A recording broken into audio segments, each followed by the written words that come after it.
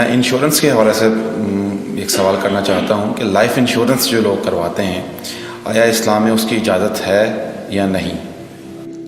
اصل میں یہاں اس کو کہوں گا آپ سے کہ ایک تو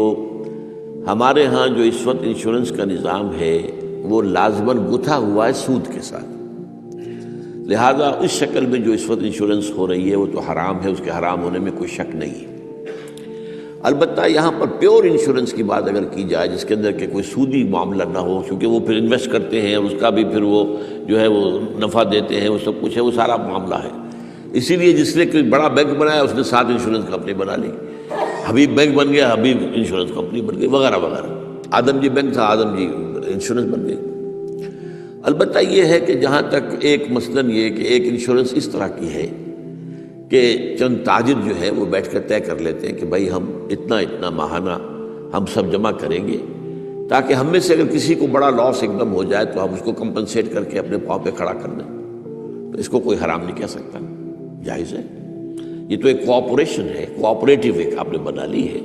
اس کوآپریشن کے حوالے سے اس کو کون حرام کہے گا؟ لائف انشورنس کا معاملہ جو ہے اس میں آ جاتا ہے ایک چانس اس نوعیت کا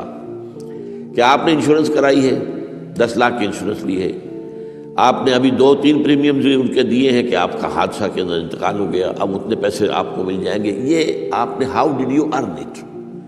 تو شریعت کے جو بھی جائز ذرائع ہیں ارننگ کے ان میں کسی میں یہ فال نہیں کرتا، یہ تو چانس کی بات ہو گئی، جیسے جوئے کے اندر چانس ہوتا ہے،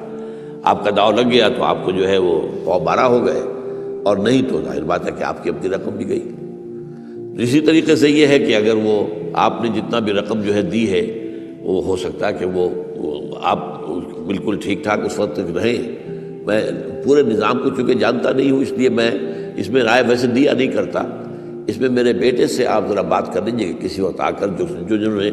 PhD کے کورسز مکمل کیے ہوئے ہیں اسلامک اکنامکس میں، عاطف وحید،